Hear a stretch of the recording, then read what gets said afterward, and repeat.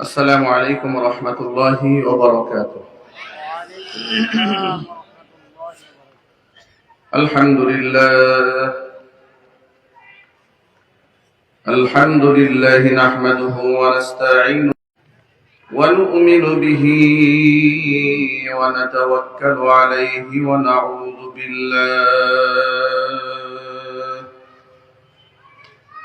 ونعوذ بالله من شرور أنفسنا ومن سيئات أعمالنا.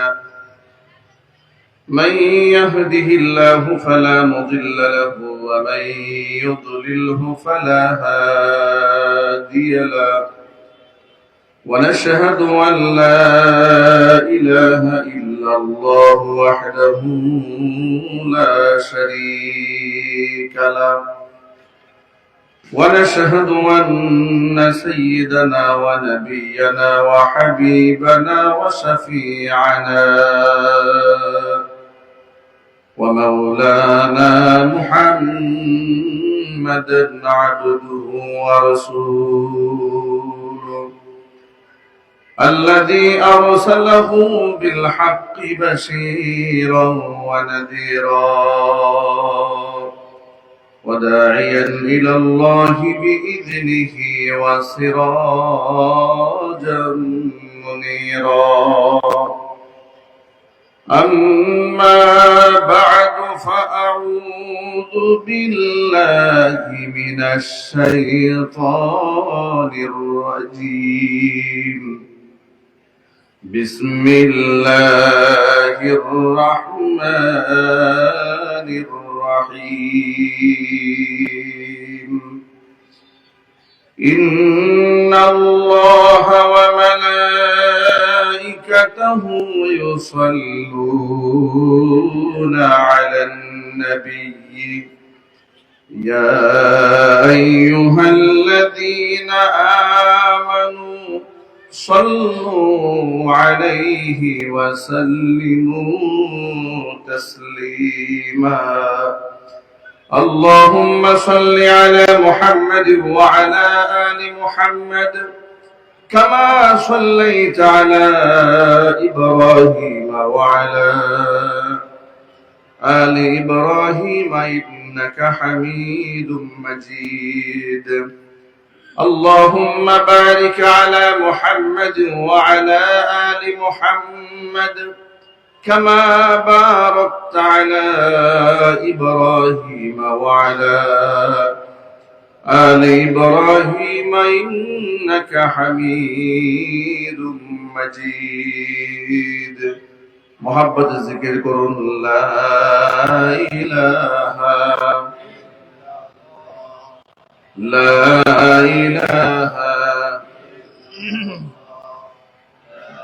Operator ভাই একটু volume দেন, ভিতরে স্টেজ মনিটরের আওয়াজ দেন, প্যান্ডেলের আওয়াজ দেন, মাইক আওয়াজ দেন, যদি একটু দূর থেকে কথা বলা যায়। হ্যাঁ, কোন পাশে অপারেটর? অপারেটর নাই?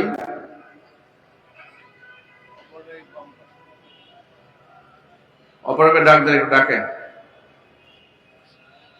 লা ইলাহা ইল্লাল্লাহ, লা ইলাহা ইল্লাল্লাহ,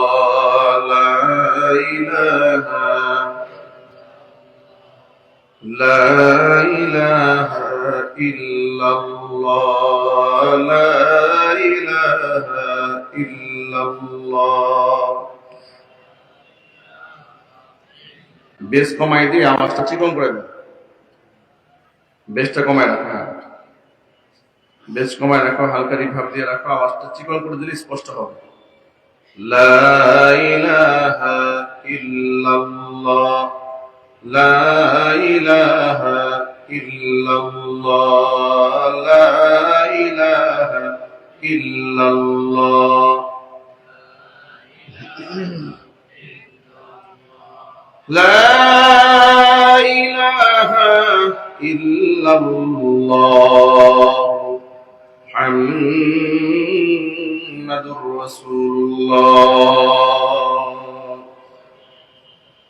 সাল্লাল্লাহু আলাইহি ওয়াসাল্লাম। ঐতিহ্যবাহী ঢাকা মিরপুরে পাইকপাড়া আনসার ক্যাম্প মসজিদ সংলগ্ন ঈদগাহ ময়দানে আয়োজিত ওয়াকাফ সরকারি বাসভবন জামে মসজিদের কমিটির উদ্যোগে 20তম ঐতিহাসিক বার্ষিক 2 দিনব্যাপী ওয়াজ মাহফিলের আজকের সমাপনী দিবসের সমাপনী অধিবেশনের সম্মানিত সভাপতি জনাব মোহাম্মদ আব্দুল হালিম খান সাহেব, সভাপতি ওয়াকাফ সরকারি বাসভবন জামে মসজিদ ও আহ্বায়ক মাহফিল বাস্তবায়ন কমিটি, মহতারাম সভাপতির নেক হায়াত আল্লাহ তাআলা দারাজ করুন। আজকের মাহফিলের সম্মানিত প্রধান অতিথি আমির তাহরে খাতমে নবুয়ত বাংলাদেশ মুনাজির মিল্লাত আল্লামা মুফতি ডক্টর সৈয়দ মোহাম্মদ এনায়েতুল্লাহ আব্বাসী ও সিদ্দিকী হাফিজাহুল্লাহ পীর সাহেব জৈনপুরী, তিনি আমার পর আলোচনা করবেন। যথাসময়ে চলে আসবেন। মহতারামকে আল্লাহ তাআলা সঠিক সময়ে এসে কোরআন সুন্নাহ থেকে সার নির্যাস আলোচনা করার তৌফিক আল্লাহ পাক দান করেন। আমিন। আমি অসুস্থ শারীরিকভাবে কয়েকদিন ধরে ঠান্ডায় ভুগছি। দ্বীনি দাওয়াতের মিশন নিয়ে জ্বর, ঠান্ডা, কাশি, জ্বর কিছুই হোক না কেন মাহফিলে অ্যাটেন্ড করতে হয়। আমি আল্লাহর কাছে সুস্থতা কামনা করছি। আপনারা দোয়া করবেন আল্লাহ পাক যেন সুস্থতার নিয়ামত দান করেন। আজকে এই মাহফিলকে আল্লাহ তাআলা কবুল করেন। অক্লান্ত পরিশ্রম করে এই জান্নাতের বাগান যারা সাজিয়েছেন, দূর দারাজ থেকে শোনার জন্য এসেছেন, মহান আল্লাহ তাআলা সকলকে মাফ করে দেন। অত্র এলাকার সমস্ত মুর্দেগানের কবরে আযাব আল্লাহ তাআলা কিয়ামত পর্যন্ত বন্ধ করে দিন। কাল হাসরের কঠিন ময়দানে আজকের এই আয়োজন আল্লাহ তাআলা আমাদের সকলের নাজাতের জরিয়া হিসেবে কবুল করুন। বন্ধুগণ, এই মাহফিলে আসতে পেরে আপনারা কি খুশি না বেজার? কম না বেশি? উচ্ছ্বসিত কণ্ঠে খুশি মনে মন প্রাণ উজাড় করে আল্লাহ পাকের শেখানো ভাষায় শুকরিয়া জ্ঞাপন করছি। জবান ছেড়ে দিয়ে সকলে একযোগে বলছি আলহামদুলিল্লাহ। রব্বানা লাকাল হামদ হামদান কাসীরা তাইয়িবান মুবারাকান ফীহি ইয়া রাব্বি লাকাল হামদু কামা ইয়ানবাগি লিজালালি ওয়াজহিকা ওয়া আযীমি সুলতানিকা। আল্লাহ তাআলা আজকের ওয়াজ মাহফিলকে কবুল করেন। এই যে আমার সামনে বসে থাকা মোবাইল ওয়ালা ভাই, এই ফ্ল্যাশ লাইটটা বন্ধ করে দেন মোবাইল থেকে।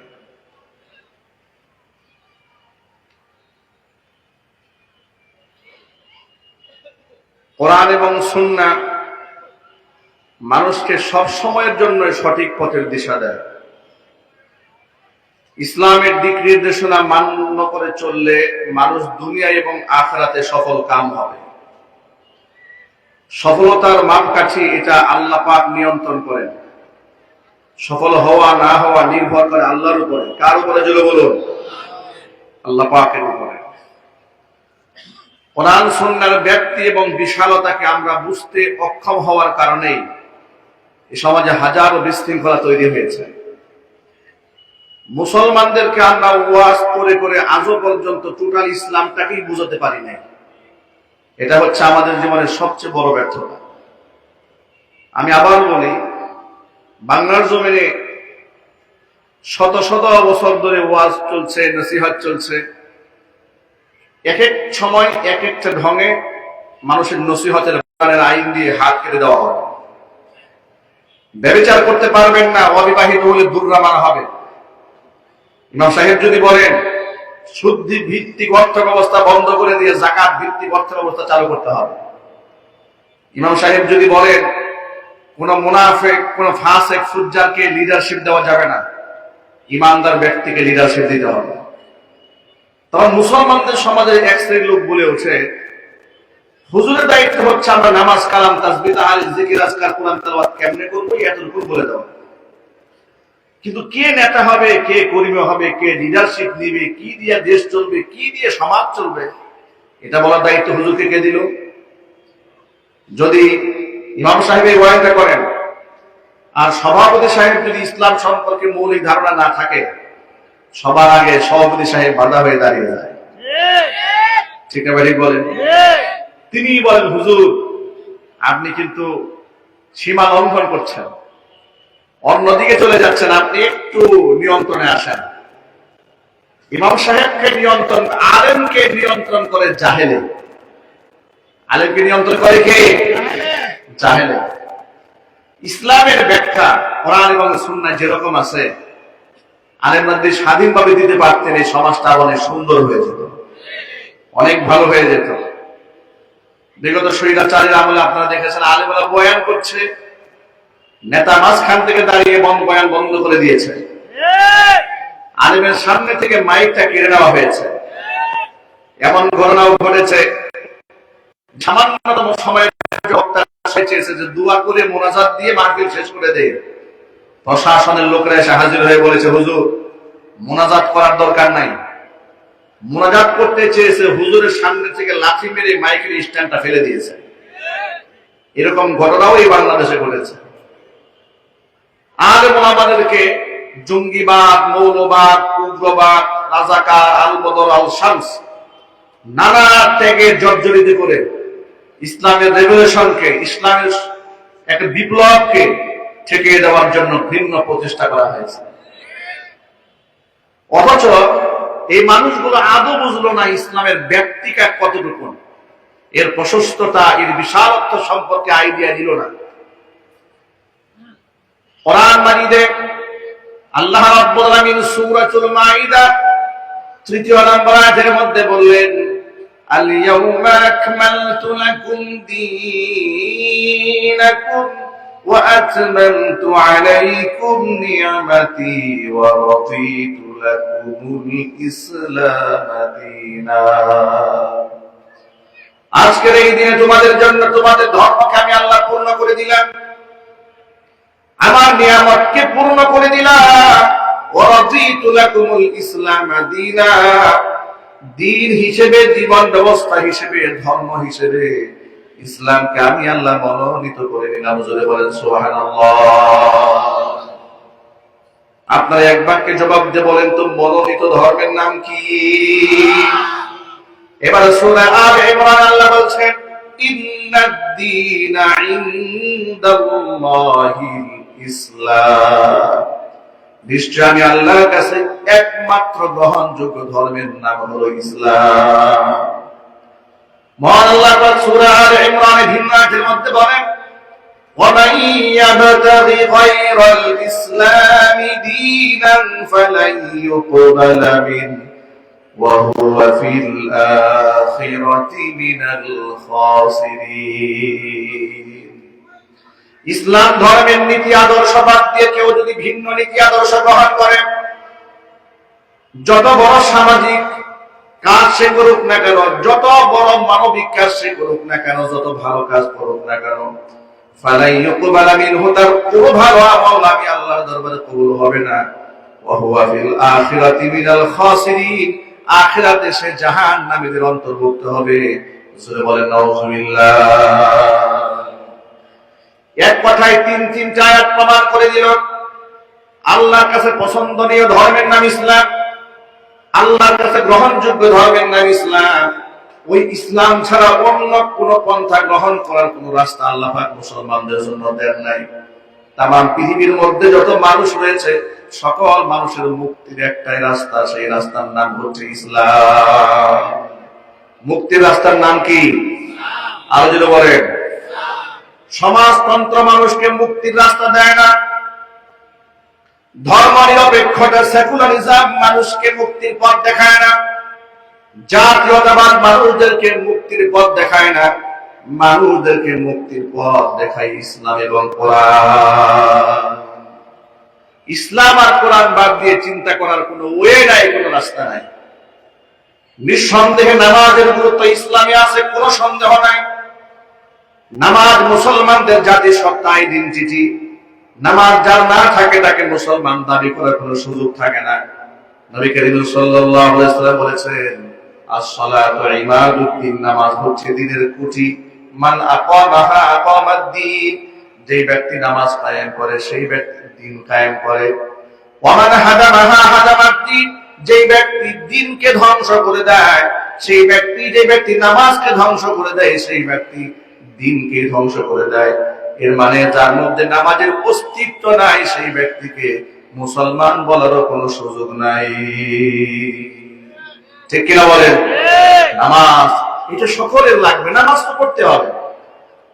তবে মনে রাখেন, তাওহীদের বাণী গ্রহণ করার পরে, কালিমা গ্রহণ করার পরে, আল্লাহর উপর ঈমান আনার পরে একজন ব্যক্তির উপরে নামাজ এত গুরুত্বপূর্ণ, সেই গুরুত্বপূর্ণ নামাজের কথা কোরআন মাজিদে এসেছে ৮২টা আয়াতে। কতগুলো আয়াত এসেছে? ৮২টা আয়াতের মধ্যে এসেছে। নামাজের পরের স্থান হচ্ছে যাকাতের। যাকাত অস্বীকারী কাফের। যাকাত যদি কেউ অস্বীকার করে তাকেও মুসলমান বলা যাবে না। বুনিয়াল ইসলাম আলা খামসিন, পাঁচটা স্তম্ভের উপরে ইসলামটা দাঁড়িয়ে আছে। এক নাম্বার শাহাদাতি আল্লাহ ইলাহা ইল্লাল্লাহ ওয়া আন্না মুহাম্মাদার রাসূলুল্লাহ, এই কথার সাক্ষ্য দেওয়া আল্লাহ ছাড়া কোনো মাবুদ নাই, মুহাম্মদ সাল্লাল্লাহু আলাইহি ওয়াসাল্লাম আল্লাহ পাকের প্রেরিত রাসূলের কথা স্বীকারোক্তি প্রদান করতে হবে। এরপরে ওয়া ইকামিস সালাত, নামাজ কায়েম করতে হবে। ৩ নাম্বার ওয়া ইতাইজ যাকাত, যাকাত আদায় করতে হবে। ৪ নাম্বার ওয়া হজ্জিল বাইতি, বাইতুল্লাহ হজে যেতে হবে যদি সামর্থ্য থাকে। অসমে রমাদান, রমজান মাসে রোজা রাখতে হবে। ৫টা স্তম্ভ, স্তম্ভ ভেঙে ফেললে, এই যে খুঁটিগুলোর উপরে প্যান্ডেলটা দাঁড়িয়ে আছে, খুঁটি ভেঙে দিলে প্যান্ডেল টিকবে না। সুতরাং ৫টা স্তম্ভের একটাও যদি কেউ বাদ দিয়ে দেয় সেই ব্যক্তির ইসলাম টিকে থাকবে না। ঠিক কিনা? তাহলে তাওহীদের পরে যে নামাজের এত সীমাহীন গুরুত্ব, সেই নামাজের কথা কোরআন মাজিদে ৮২টা আয়াতের মধ্যে এসেছে। যে যাকাতের এত বড় গুরুত্ব, সেই যাকাতের কথা কোরআন মাজিদে এসেছে ৩২টা আয়াতে। নামাজ এবং যাকাত একসাথে কোরআন মাজিদে এসেছে ২৭টা আয়াতে। যে হজের বিধান, যে হজ ফরজ হওয়ার পরে যে মুসলমান হজে যায় না, নবী করিম সাল্লাল্লাহু আলাইহি সাল্লাম বলেছেন সেই ব্যক্তি ইহুদি হয়ে মারা যায় না, খ্রিস্টান হয়ে মারা যায়, সেটা আমি মুহাম্মদ সাল্লাল্লাহু আলাইহি ওয়াসাল্লাম বলতে পারবো না। এত বড় গুরুত্বপূর্ণ ইবাদত হজ, সে হজের বিধান কোরআন মাজিদে এসেছে ১২টি আয়াতের মধ্যে। যে রমজান মাসের রোজা মানুষের জীবন থেকে গুনাহগুলো পবিত্র করে ব্যক্তিকে জান্নাতের জন্য প্রস্তুত করে দেয়, সেই রমজান মাসের রোজার কথা কোরআন মাজিদে ধারাবাহিক সূরাতুল বাকারার মধ্যে ৫টা আয়াতের মধ্যে আল্লাহ পাক নাযিল করেছেন। জোরে বলেন সুবহানাল্লাহ। তাহলে নামাজের আয়াত ৮২টা আয়াত, যাকাতের আলাদা করে ৩২টা আয়াত, নামাজ এবং যাকাত একসাথে ২৭টা আয়াত, হজের ব্যাপারে ১২টা আয়াত, আর রোজার ব্যাপারে মাত্র 5টা আয়াত। এই সবে মাত্র ৮২, ৩২, ২৭, ১২, ৫ আয়াতের মধ্যে তো নামাজ, রোজা, হজ, যাকাত সব শেষ হয়ে গেল।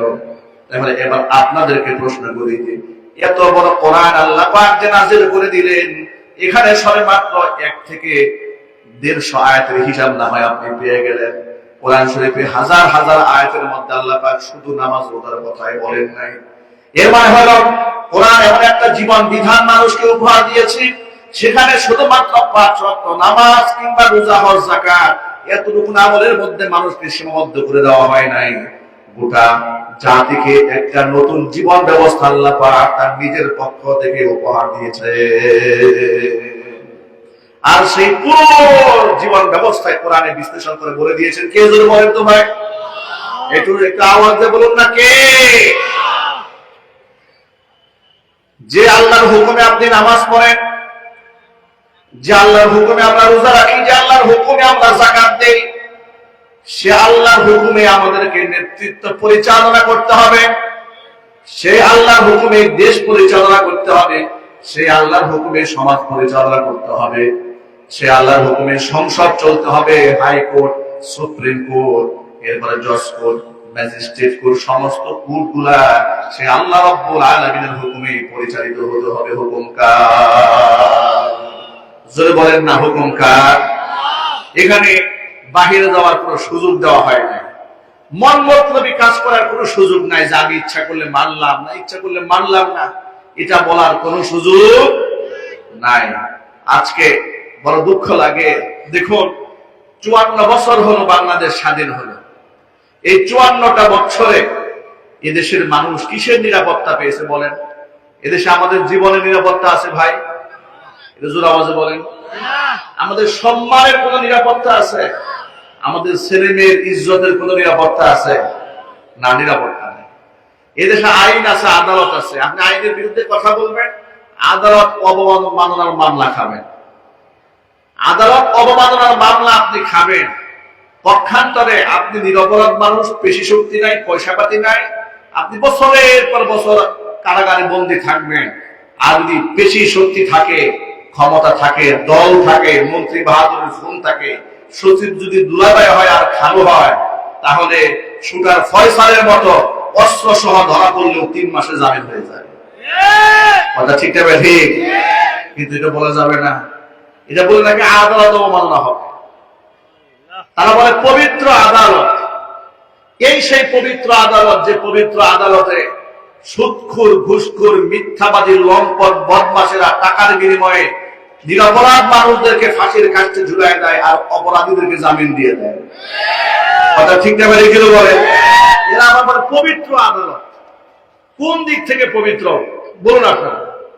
কোন দিক থেকে পবিত্র?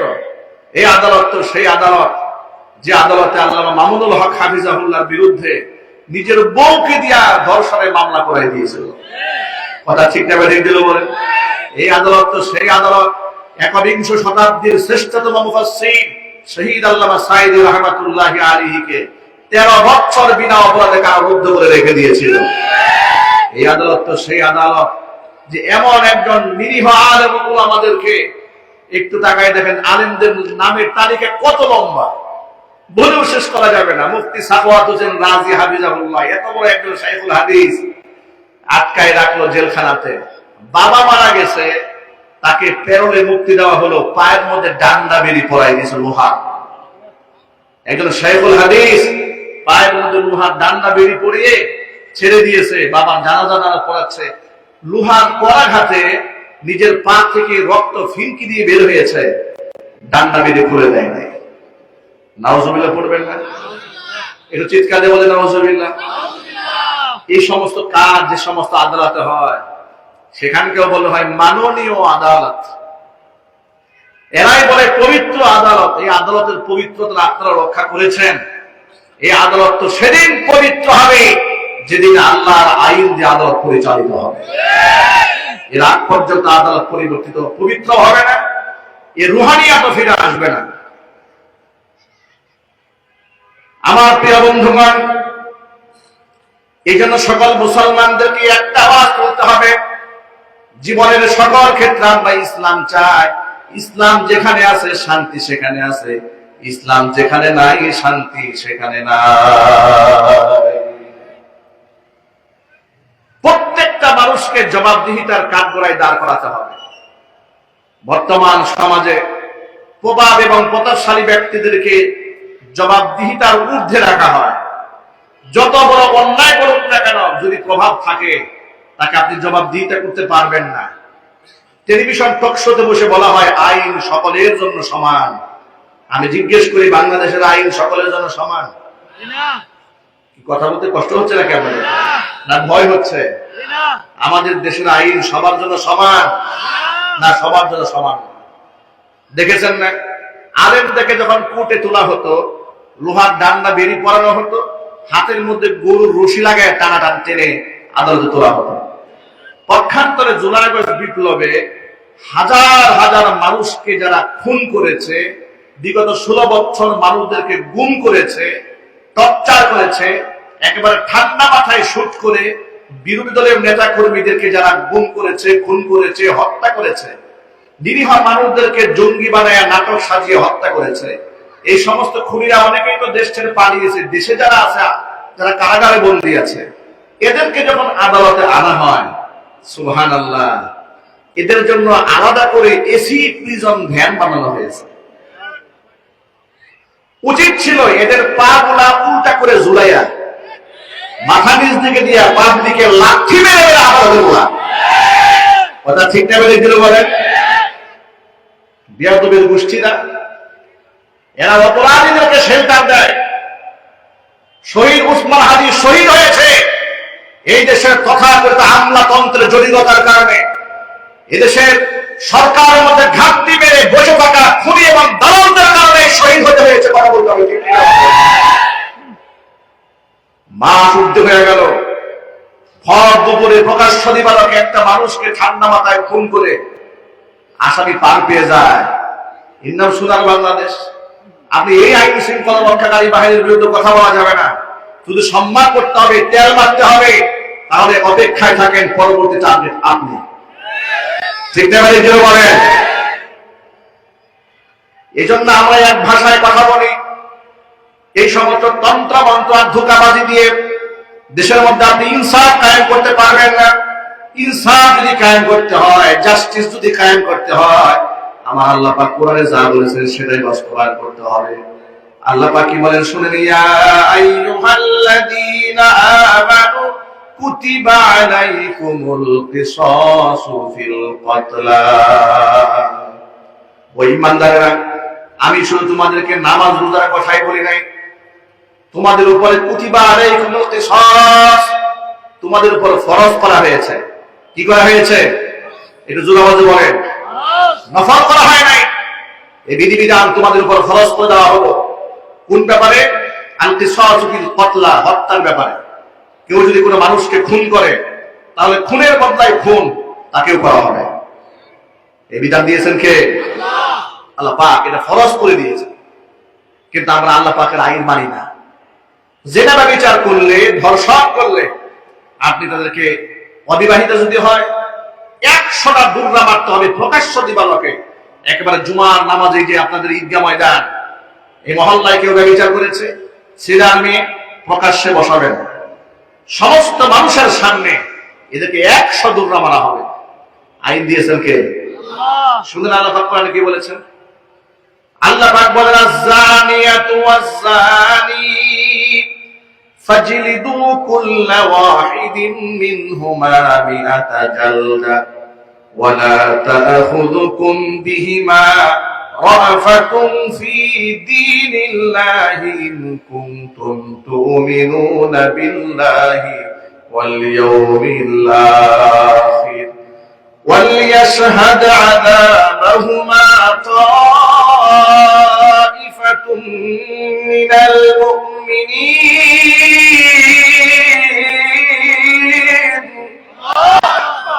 আল্লাহ পাক বলেন, ব্যভিচারী নারী আর পুরুষ যদি প্রমাণ পাওয়া যায়, এরা যদি অবিবাহিত হয়, তাহলে প্রকাশ্য দিবালোকে প্রত্যেককে 100 করে বেত্রাঘাত করবে। এটা আল্লাহর আইন।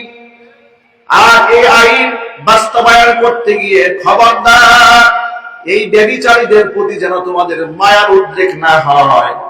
ওয়ালিয়াশহাদ আযাবাহুমা তা'iফাতুম মিনাল মুমিনিন। আর শাস্তিরা গোপনে দেওয়া হবে না, দরজা জানালা বন্ধ করে দেওয়া হবে না, প্রকাশ্য দিবালোকে দেওয়া হবে, যাতে করে একটাকে সাইজ করলে শত শত লম্পট বদমাশ সোজা হয়ে যায়। ঠিক কিনা বলেন? এই জন্য দেখেন, এই দেশে তথাকথিত ইংরেজদের আইন অনেক মুসলমানের কাছে ভালো লাগে, কিন্তু শরিয়া আইনের কথা শুনতেই পারে না। কথা বলে না কেন? আচ্ছা, শরিয়া আইনের কথা আপনারা শুনতে পারেন না কেন? শরিয়া আইন মানেটা কি? এই যে আজকে সমাজে একটা ব্যাপার নিয়ে আলোচনা হচ্ছে, শরিয়া আইন, শরিয়া আইন। কেউ বলে আমরা শরিয়া বিশ্বাস করি না, কেউ আবার বলে অমুসলিমদেরকে খুশি করার জন্য যে আমরা শরিয়া করব না। কথা বলেন ঠিক না? ঠিক। ধান্দা একটাই, কাফেরদেরকে খুশি করা।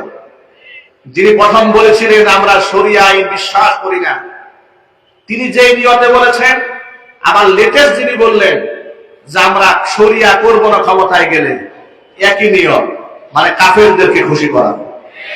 ঠিক না ঠিক? এটা শুনে দেখলাম খ্রিস্টান মহিলা বহুত খুশি হয়ে গেছে। আমির সাহেব বলেছে শরিয়া করবে না। আহারে কি খুশি! মানে শরিয়া আইন মানে আল্লাহর আইন। আল্লাহর আইন করবেন না তো কার আইন? শয়তানের আইন করবেন। কথা বুঝে নেই মনে হয়? হয়তো এই দুনিয়াতে আল্লাহর আইন চলবে, না হয় শয়তানের আইন চলবে। আমরা কার আইন করবো? মানবো কার আইন? আপনাদেরকে শরিয়া আইনের ব্যাপারে কোনো আপত্তি আছে? আল্লাহ যা বলেছেন, আল্লাহ যা করতে বলেছেন, হাসি মুখে মানতে চাই। রাজি আছেন কারা কারা? তো হাত দিয়ে তুলে দেখতে চাই।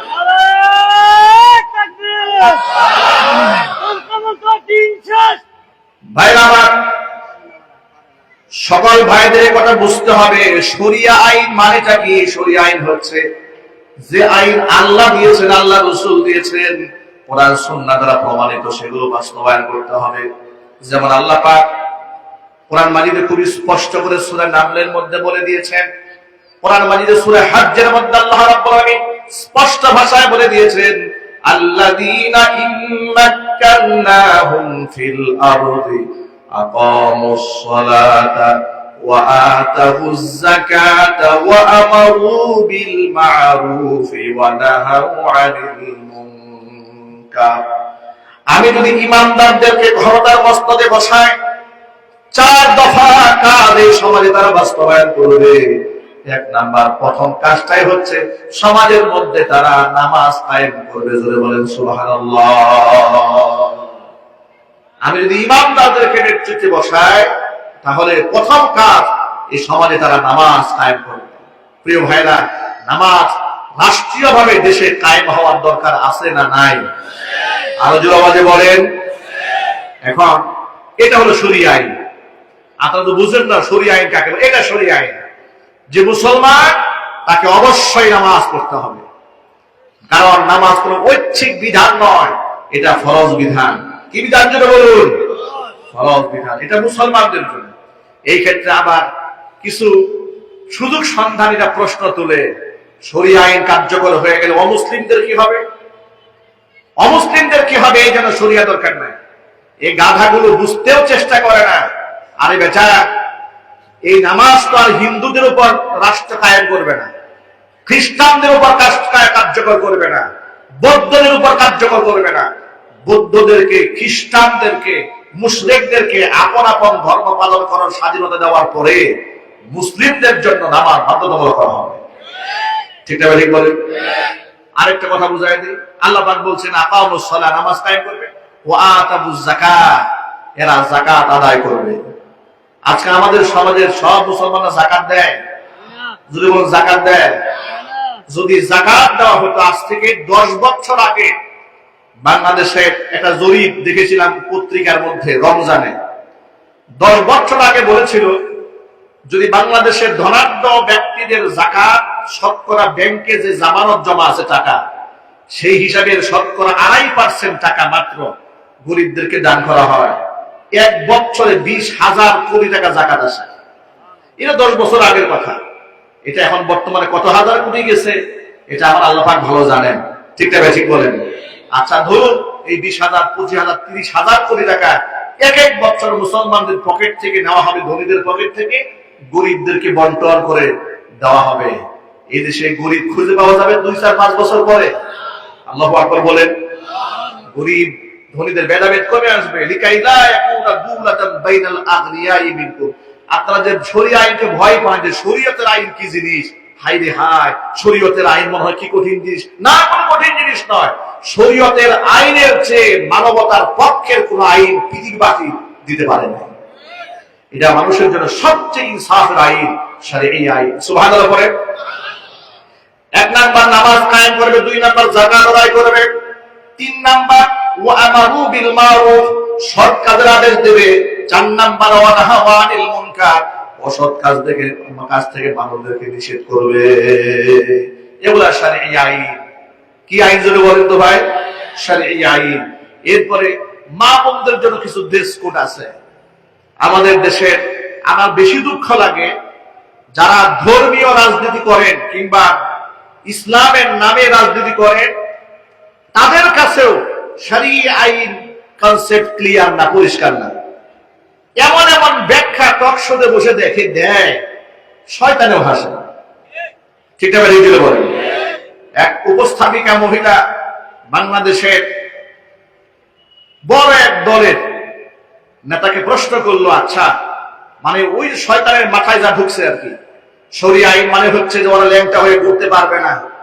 আচ্ছা, শরিয়া আইনকে তো ভয় পাবে চোর ডাকাত বদমাস। ঠিক না? ঠিক বলেন। আপনি ভয় পান কেন? আপনার ভয় পাওয়াই তো প্রমাণ করেন আপনি চোরের দলের একজন সদস্য। আপনি শরীয়ত আইনকে ভয় পান, আপনার শরীয়ত আইনে ভয় পাওয়াই প্রমাণ করে আপনিও খুনিদের একজন। আপনিও নাইট ক্লাবে সময় কাটান, এই জন্য আপনার ভয়। শরীয়ত আইন কার্যকর হয়ে গেলে বোতল টানা যাবে না, গাঁজা টানা যাবে না, নারী ধর্ষণ করা যাবে না, মহিলাদেরকে নিয়ে নাইট ক্লাবে নিয়ে ফুর্তি করা যাবে না। এই জন্য শরীয়ত আইনের বিরুদ্ধে করেন। আর জিজ্ঞেস করে যে কোন দেশটাকে মডেল মনে করেন? কোন দেশ মডেল নয়, মডেল হচ্ছে কোরআন এবং সুন্নাহ। কথা বলতে হবে, ঠিক না বেঠিক? যেটা বলেন কোরআন এবং সুন্নাহই মডেল আমাদের জন্য। প্রশ্ন করলো ধর্মীয় নেতাকে, রাজনৈতিক নেতাকে, আচ্ছা আপনারা যদি রাষ্ট্রে ইসলাম কায়েম করেন তাহলে মেয়েরা কি হাফ প্যান্ট পরে চলতে পারবে? উনি বলেছেন অবশ্যই চলতে পারবে। সুবহানাল্লাহ, কি ব্যাখ্যা রে বাবা! মানে উনি এমন একটা রাজনীতি করতে চান যে আল্লাহ যেন খুশি থাকে, শয়তান যেন কষ্ট না পায়। ভাই, সবাইকে যে খুশি রাখতে চায় সে মুসলমান না, সে মুনাফিক। একদম পরিষ্কার বলে দেই। আপনি ইহুদিরাও খুশি রাখবেন, খ্রিস্টানরাও খুশি রাখবেন, ভারতকেও খুশি রাখবেন, আল্লাহরও খুশি রাখবেন, মুসলমানদের খুশি রাখবেন। এদেশের মানুষদেরকে বেওকুফ পেয়েছেন, বলদ পেয়েছেন। ভণ্ডামি চলবে না। নিজের অবস্থান পরিষ্কার করতে হবে, একদম সাফ বলে দিতে হবে আল্লাহ যা হালাল বলেছেন তা আমরা হালাল ঘোষণা করব, আমার আল্লাহ যা হারাম বলেছেন নষ্ট হবে, তা নিষিদ্ধ হয়ে যাবে। ঠিক আছে? বলেন শারীরিক কনসেপ্ট। মদের ব্যাপারে একটু লক্ষ্য করে দেখেন, ব্যাখ্যা কাকে বলে? তার জিজ্ঞেস করা হলো যে রাষ্ট্রে যদি ইসলাম কায়েম হয় তাহলে কি মেয়েরা হাফ প্যান্ট পরে চলতে পারবে? তিনি বলেন অবশ্যই চলতে পারবে। এটার নাম ইসলাম? কি বলে এটার নাম ইসলাম? আহারে ভণ্ডামি, আহারে ভণ্ডামি।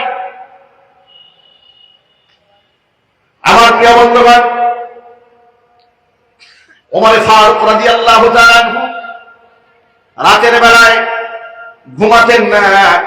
অর্ধ জাহানের শাসক রাস্তায় হাঁটতেছিলেন, এমন সময় দেখতে পেলেন একটা ঘরের ভেতর থেকে এক মহিলা বিরহের গান গাচ্ছে। বিরহের গান, আরবিতে গানগুলো গাচ্ছে, যে শব্দমালার কথাগুলো এরকম ছিল, আহারে আজকে আমার স্বামী আমার থেকে অনেক দূরে, আজকে যদি তিনি এখানে থাকতেন তাহলে কত আমোদ প্রমোদ হতো। বিরহের গান গাচ্ছে। যদি শরীয়ত এটা বৈধতা দিত যে অন্য কোন পুরুষকে নিয়ে আনন্দ করা যায় তাহলে আমি সেটাই করতাম, কিন্তু শরীয়ত পারমিশন দেয় না, এই জন্য করতে পারলাম না। এই ধরনের কথাগুলাকে কবিতার ভাষায়, আরবি ভাষায় ব্যক্ত করে বিরহের গান গাচ্ছে মহিলা। আমিরুল মুমিনের রাস্তা দিয়ে যাওয়ার সময় কথাগুলো শুনে ফেলেছেন। হযরত ওমর রাদিয়াল্লাহু তাআলা আনহুকে আল্লাহ পাক শারঈ মেজাজ দান করেছিলেন। শরীয়ত লঙ্ঘিত হতো যেখানে তিনি ক্ষুব্ধ হয়ে যেতেন, সেখানে বাধা হয়ে দাঁড়াতেন তিনি। হযরত ওমর রাগ গুসা কন্ট্রোল করতে পারেন নাই। মহিলার ঘরের পিছন দিক থেকে দরজা লাথি মেরে ভেঙে রুমের মধ্যে ঢুকে মহিলাকে হযরত ওমর শাসালেন। মহিলা, তোমার সাহস কম না? তুমি বিরহের গান গাওয়ার নামে জঘন্য শব্দগুলো উচ্চারণ করছো। এরকম যখন ধমক দিয়েছে, আরবের মেয়ে তো, সাহাবী জামানার মহিলা, এর তার আমাদের জামানা তসলিমা নাসরিন না। মহিলা কি বলে? হযরত ওমর খলিফাতুল মুসলিমিন, আমি না হয় বিরহের গান গায়ে একটা পাপ করছি, আমি না হয় তওবা করলাম, কিন্তু আপনি তো আমাকে শাসন করতে এসে শরীয়তের 3টা বিধান লঙ্ঘন করছেন। ওমর থমকে দাঁড়ালেন। আমি কোথায় শরীয়তের বিধান লঙ্ঘন করলাম? আমি তো তোমার অন্যায় কাজে বাধা দিয়েছি। মহিলা বলছে, আপনি কোরআন শরীফের আয়াত লঙ্ঘন করেছেন। আল্লাহ রাব্বুল আলামিন সূরা নূরের মধ্যে জানিয়ে দিয়েছেন, ইয়া আইয়ুহাল্লাযীনা আমানু লা তাদখুলু বুয়ুতান গায়রা বুয়ুতিকুম হাত্তা তাস্তানিসু ওয়া তুসাল্লিমু আলা আহলিহা। হে ঈমানদারগণ, তোমরা নিজেদের ঘর ছাড়া অন্য কারো ঘরে ঢোকার সময় অবশ্যই তোমরা পারমিশন চাইবে। ওয়া তুসাল্লিমু আলা আহলিহা, অবশ্যই ঘরের মধ্যে থাকা মানুষদেরকে তোমরা সালাম দেবে। ও খলিফাতুল মুসলিমিন, আপনি আমাকে সালাম দিয়েছেন না, আপনি আমার ঘরে ঢোকার মধ্যে পারমিশন দিয়েছেন। আপনি একা একা আল্লাহ পাকের 2টা হুকুমকে আপনি আপনার কাজের মাধ্যমে আজকে লঙ্ঘন করেছেন। তিন নাম্বার, আপনি শরীয়তের হুকুম লঙ্ঘন করেছেন। যে কোনো মানুষের ঘরে প্রবেশ করতে হলে ফ্রন্ট সাইড, সামনের দরজা দিয়ে ঢুকতে হয়, আপনি পিছন দিক থেকে লাঠি মেরে ঢুকেছেন। আপনি শরীয়তের তিনটা বিধান লঙ্ঘন করেছেন। এবার বলেন আপনার কি ফয়সালা হওয়া দরকার? হযরত ওমর মহিলার মুখ থেকে আল্লাহ পাকের কোরআন শরীফের আয়াত আর শরীয়তের জ্ঞান শুনে থমকে দাঁড়ালেন। তিনি বললেন, আল্লাহর বান্দি, তুমি তোমার অন্যায়ের জন্য আল্লাহর কাছে মাপ চাও, আমি আমার অন্যায়ের জন্য আল্লাহর কাছে মাপ চাই। সুবহানাল্লাহ বলেন। মানে আল্লাহ আয়াত যদি তাদের সামনে দেওয়া হতো, সেখানে আপনারা যুক্তিতে যেতেন না, তর্কে যেতেন না। আমাদের দেশের লোকের এখন যুক্তি খুঁজে, তর্ক খুঁজে। হুজুর, এটা সাহাবায়ে কেরামের জামানা না, এটা হচ্ছে সেই জামানা, এটা হচ্ছে ওই জামানা। এখানে একটু সুদ খাইতে হয়, হালকা একটু মিছা কথা বলতে হয়, হালকা একটু ঘুষ খাইতে হয়, হালকা করে আলতো করে মহিলাদের পাশে গিয়ে একটু বসতে হয়, একটু হ্যান্ডশেক করতে হয়। তা না হলে এই দেশে ইসলাম কায়েম করা যাবে না। কোন ফাসাদকে দিয়ে আল্লাহর জমিনে আল্লাহ পাক ইসলাম কায়েম করবেন। ভণ্ডামি করেন, জাতিকে ধোঁকা দিয়ে বোকা বানান। মহিলার পাশে গিয়ে বসে যদি জিজ্ঞেস করা হয় মহিলার পাশে বসলেন কেন, এটা হালাল না হারাম? আওয়াজ দিয়ে বলেন আপনারা। আপনি বেগানা মহিলার হাত ধরতে পারবেন, পাশে বসতে পারবেন, তার সাথে বসে টকশো করতে পারবেন? অনুমতি ইসলাম দিয়েছে আপনাকে? দেয় নাই। আমি অবাক হয়ে যাই, ইসলামপন্থী বহুত বড় বড় নেতারা টেলিভিশন টকশোতে একেবারে বেগানা মহিলার পাশে বসে হাসতে হাসতে টকশোতে কথাবার্তা বলে। আপনার মতো ফাসেককে দিয়ে আল্লাহ দেশে ইসলাম কায়েম করবে? ইসলাম কি এত দেউলিয়া হয়ে গেছে দুনিয়াতে? এত সহজ নয় ইসলাম কায়েম করা। ইসলাম কায়েম করার আগে ইসলামকে আগে জানতে হবে, বুঝতে হবে ইসলাম কি জিনিস। ইসলামের কনসেপ্ট তো ক্লিয়ার নাই তোমার কাছে, তুমি কিসের ইসলাম কায়েম করবা? আমাদের বার্তা বড় পরিষ্কার, আমার আল্লাহ যে বিধান দিয়েছেন তার উপরে কোনো বিধান নাই। ইসলাম যদি কায়েম হয়ে যায়, সমাজের মধ্যে ইনসাফ কায়েম হয়ে যাবে। এই জন্য সকল মুসলমানদের মুখে এখন একটাই বার্তা থাকবে, আমরা জীবনের সকল ক্ষেত্রে ইসলাম চাই। চাই না চাই না যদি বলেন, কারা কারা চান? হাত দেখি তো ভাই, কারা কারা চান? হে আল্লাহ, তুমি কবুল করে নাও। জোরে বলা আমিন। হাত নামান। তাহলে শরীয়ত আইন মানে কোন ভৌতিক আইন না, ভিন্ন গ্রহ থেকে এসে আস্তে পৃষ্ঠে অক্টোপাসের মতো জড়ায় ধরে আপনার বেকায়দায় ফেলে দেবে, এটার নাম শরীয়তের আইন না।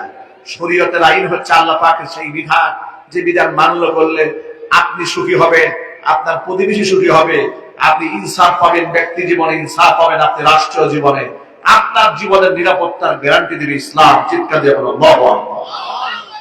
এছাড়া মুক্তির কোনো পথ নাই। এছাড়া কি মুক্তির কোনো পথ আছে ভাই? না, কোনো পথ নাই। দেখবেন টেন্ডার বাজ দাঁড়ায় গেছে, একজন গেছে আরেকজন আসবে। ওই যে আমি তো কাউরান বাজার আনবর্ষা শাহী মসজিদে জুমার খুতবা দেই প্রত্যেক ইংরেজি মাসের শেষ 2 জুমা। তো কাউরান বাজারে চাঁদাবাজি আর লুটপাট সম্পর্কে তো গোটা দেশ জানে। স্বৈরাচারীর আমলে প্রতিদিন 1.5 কোটি টাকা চাঁদা ওঠানো হতো। কত টাকা? পার ডে 1.5 কোটি টাকা। যখন জুলাইয়ের বিপ্লবে হাসিনা গোষ্ঠী সহ পালাই গেল, তখন দেখলাম সমাজের আরেক ভুইফুর নেতা চাঁদাবাজের অফিসে বসে সাংবাদিক স্টেটমেন্ট দিয়া বলে যে এখানে যে প্রতিদিন টাকাটা লেনদেন হইতো, সবাই তো পালাই গেছে, তো দায়িত্বটা একজনকে নিতে হবে, এই জন্য আমি দায়িত্ব নেওয়ার জন্য আসছি। কথা বুঝতে পেরেছেন? কত বড় মানবিক চিন্তা করছেন। মানে এই যে চাঁদাবাজে উঠাইতো, এটা তো উঠাবার দায়িত্বটা আপনি নিতে হবে এখন। এই জন্য উনি চাঁদাবাজের দায়িত্ব গ্রহণ করেছেন। কয়েকদিন আগে দেখেছি কামার বাজার ব্যবসায়ীরা ধাওয়া দিয়া এলাকা ছাড়া করছে। আমি ব্যবসায়ী ভাইকে তো বলবো, যত প্রকার চাঁদাবাজি আছে, যদি আমরা সামাজিক প্রতিরোধ গড়ে তুলতে পারি, এদের শেকড় যতই মজবুত হোক না কেন আমরা উপরে ফেলতে পারবো। ঠিক না বলে বলেন? কিন্তু আফসোস, আমাদের চোখের সামনে অন্যায় হয়, আমরা কথা বলি না। আমরা মনে করি এটা আমার ঝামেলা না, ও ঝামেলায় পড়েছে, আমার বলার দরকারটা কি? সবাই সেফ থাকতে চায়। প্রিয় ভাইরা, সবাই যদি বাঁচার চিন্তা করেন কেউ বাঁচবেন না, আর সবাই যদি মরতে চান ইনশাআল্লাহ কেউ মারতে পারবে না। এই জন্য হিম্মত রাখতে হবে। এই জন্য আল্লাহর আইন দরকার। আল্লাহ পাক যেন বুঝার তৌফিক দান করে কোন আমিন। প্রিয় যুবক ভাইরা আমার, ইসলাম মানুষকে কিরকম ইনসাফ দেয় ছোট্ট একটা এক্সাম্পল শোনায়। নবী করিম সাল্লাল্লাহু আলাইহি সাল্লামের কাছে বিচার এলো, জনৈক সম্ভ্রান্ত মহিলা চুরি করেছে। নবী করিম সাল্লাল্লাহু আলাইহি ওয়াসাল্লাম সবকিছু শুনে মিলে মহিলার হাত কাটার ফয়সালা দিয়ে দিলেন। কারণ এটা আল্লাহ নবীর নিজের বানানো কোনো আইন নয়, এটা কোরআনের আইন। আল্লাহ পাক বলেছেন আস-সারিকু ওয়াস-সারিকাতু ফাকতাউ আইদিয়াহুমা জাযাআন বিমা কাসাবা নাকালাম মিনাল্লাহ। চোর নারী হোক কিংবা পুরুষ হোক, যদি প্রমাণ সহ ধরা পড়ে যায় হাত কেটে দাও। বিধান কার? আল্লাহ পাকের। তো আল্লাহ নবী সাল্লাল্লাহু আলাইহি ওয়াসাল্লাম মহিলার হাত কাটার বিধান দিয়েছেন। এখন সম্ভ্রান্ত মহিলা চুরি করেছে, হাত কাটার বিধান রাসূল দিয়ে দিলেন। পুরা পাড়া মহল্লার মধ্যে একটা কানাঘুষা শুরু হলো যে মুহাম্মদ সাল্লাল্লাহু আলাইহি ওয়াসাল্লাম কি মহিলা মানুষ হিসেবে একটু আইনটাকে শিথিল করতে পারেন না? অথবা যেহেতু সে সম্ভ্রান্ত মহিলা, হাত কাটলে বংশের নাক কাটা যায়, তো আল্লাহ নবীর কাছে সুপারিশ করে যদি শাস্তিটা একটু কমানো যেত তাহলে তো খুব ভালো হতো। কিন্তু এই কথাটা আল্লাহ রাসূলের কাছে বলবে কে? যে আল্লাহর হাবিব শাস্তিটা তো কমায় দেন, কেউ বলতে সাহস পাচ্ছে না। সাহাবায়ে কেরামের মধ্যে আওয়াজ হলো যে এক কাজ করা যায়। নবী করিম সাল্লাল্লাহু আলাইহি ওয়াসাল্লামের পালক পুত্র যায়েদ বিন হারেসা, তার একটা ছেলে আছে, নাম হচ্ছে উসামা ইবনে যায়েদ, হুজুরের নাতি হয় সম্পর্কে। হুজুর তাকে বড্ড ভালোবাসেন। তার উপাধি হয়ে গিয়েছিল হিব্বু রাসূলিল্লাহি সাল্লাল্লাহু আলাইহি ওয়াসাল্লাম। নবী করিম সাল্লাল্লাহু আলাইহি ওয়াসাল্লামের ভালোবাসার পাত্র হযরতে উসামা ইবনে যায়েদ। সবাই মনে মনে ভাবলেন, আচ্ছা প্রিয় মানুষ যদি কোনো একটা আবদার করে সেটা রাখতে হয় না ভাই? কথা বুঝতে কষ্ট হচ্ছে? যেমন আমাদেরকে ওয়াজ মাহফিলে সরাসরি কল করে যদি না পায়, লোকেরা কোথায় যায় জানেন? আপনাদেরকে একটু তথ্য দেয়। লোকেরা আমাদের উস্তাদের কাছে যায় খোঁজ খবর নিয়ে, মাদ্রাসা কার কাছে পড়ছে। এবার ওরা চিন্তা করে হুজুরের উস্তাদ যদি ফোন দেয় তো না করতে পারবে না। মানুষ আমাদের দুর্বল জায়গাটা খুঁজে বের করে। একদিন আমার গ্রামের বাড়িতে আমার নানি আমাকে ফোন দিয়েছেন। নানি ফোন দিয়ে বলে যে এলাকার থেকে কমিটির কিছু লোক আসছে আমার বাড়িতে, তোমাকে দাওয়াত দেওয়ার জন্য। আমি চিন্তা করলাম সুবহানাল্লাহ, আমার নানির কি দিয়ে ধরছে, আমার খালাম্মাকে গিয়ে ধরে, আমার বন্ধুকে দিয়ে ধরে, আমার শ্বশুরকে গিয়ে ধরে, এটা কেন ধরে? লোকেরা যখন যে দেখে যে সবচেয়ে দুর্বল পয়েন্ট কোন জায়গায়, যেখান থেকে আবদার আসলে না করা যায় না। সাহাবায়ে কেরাম চিন্তা করলেন এটা এমন একটা সেনসিটিভ ইস্যু, এই ইস্যু নিয়ে যে কেউ রাসূলের সাথে কথাই বলতে পারবে না। কাকে পাঠানো যায়? উসামা ইবনে যায়েদকে পাঠাও। উসামাকে রাসূল এত ভালোবাসে যে তিনি যদি একটা কথা বলেন হুজুর না বলতে পারবেন না। সাহাবায়ে কেরামের পরামর্শ করবে উসামা ইবনে যায়েদকে পাঠিয়ে দেওয়া হলো রাসূলের কাছে। গিয়া বলেন, ইয়া রাসূলুল্লাহ, যে মহিলারা হাত কাটার বিধান দিয়ে দিয়েছেন, সাহাবায়ে কেরাম সহ এলাকার সমস্ত মহল্লাবাসীর হৃদয়ের একটা আবদার আছে। আবদারটা হলো মহিলা মানুষ হিসেবে, আর যেহেতু সম্ভ্রান্ত একটা বংশীয় মহিলা, হাত কাটলে বহুত লজ্জা হয়ে যায়, বংশটা ছোট হয়ে যায়, একটুখানি নাকে মুখে চুনকালি দিয়া শাস্তিটাকে কমায় দেওয়া যায় নাকি? নবী করিম সাল্লাল্লাহু আলাইহি ওয়াসাল্লাম উসামা ইবনে যায়েদের মুখ থেকে প্রস্তাব শোনার পরে রাগে গুসায় ওয়াহমাদাত ওয়াজহু, হুজুর চেহারা লাল হয়ে গেছে। এত রাগ হয়েছে আল্লাহর নবী সাহাবায়ে কেরামদেরকে ডেকে বলেন, সাহাবীরা শোনো, তোমাদের কদ হালাকা মান কানা ক্বাবলাকুম, তোমাদের পূর্বে যে উম্মতরা ছিল তারা এই জন্য ধ্বংস হয়েছে। তারা দুর্বলের উপর শাসন প্রতিষ্ঠা করত, কিন্তু শক্তিশালীদেরকে ওরা ছেড়ে দিত, এই জন্য ওরা ধ্বংস হয়েছে। মনে রেখো, আজকে এই মহিলার জায়গায় যদি আমি মুহাম্মদ সাল্লাল্লাহু আলাইহি ওয়াসাল্লামের মেয়ে ফাতেমাও যদি চুরি করতো, আল্লাহর কসম আমি নিজ হাতে তার হাতটা কেটে দিতাম। আল্লাহু আকবার বলেন। এটার নাম ইসলাম। এটার নাম কি? ইসলাম। আর আজকে দেখুন আমাদের দেশে বিচার ব্যবস্থার নামে কি আছে? আপনি মন্ত্রীর ছেলে, আরে মন্ত্রীর ছেলে তো বহুত দূরের কথা, আপনি মন্ত্রীর গাড়ির ড্রাইভার, আপনার 5-7টা খুন করার মোটামুটি পারমিশন আছে, অঘোষিত। কথা ঠিক না বেরিয়ে দিল বলে? আপনার কিচ্ছু হবে না, আপনি নিশ্চিত থাকেন আপনার কিছুই হবে না। শুটার ফয়সাল শহীদ শরীফ উসমান হাদিকে যে মাথায় শুট করেছে, আপনি কি মনে করেছেন প্রশাসন থেকে গ্রিন সিগন্যাল না পাইলে সে খুন করেছে? এটাই মনে করেছেন আপনি? বোকা পেয়েছেন জাতিকে। প্রশাসন চাইলে 70 হাত মাটির নিচ থেকেও পিবিআই তদন্ত করে অপরাধী খুঁজে বের করতে পারে। এতে পুরো জাতিকে আপনারা বোকা পেয়েছেন। প্রশাসনের মধ্যে ঘাটতি মেরে থাকা স্বৈরাচারী পলাতক খুনি হাসিনার দালালরা বসে আছে। কথা বলতে হবে ঠিক না ঠিক? সেনা অফিসারদের মধ্যেও ঘাটতি মেরে থাকা খুনিদের বিরাট একটা চক্র বসে আছে। রাজনীতিবিদদের মধ্যে বসে আছে, সচিবালয়ে বসে আছে, আমলাতন্ত্রের মধ্যে বসে আছে। গোটা বাংলাদেশটাকে যে কোনো মুহূর্তে অস্থির করে তোলার জন্য তারা প্রচেষ্টা করছে।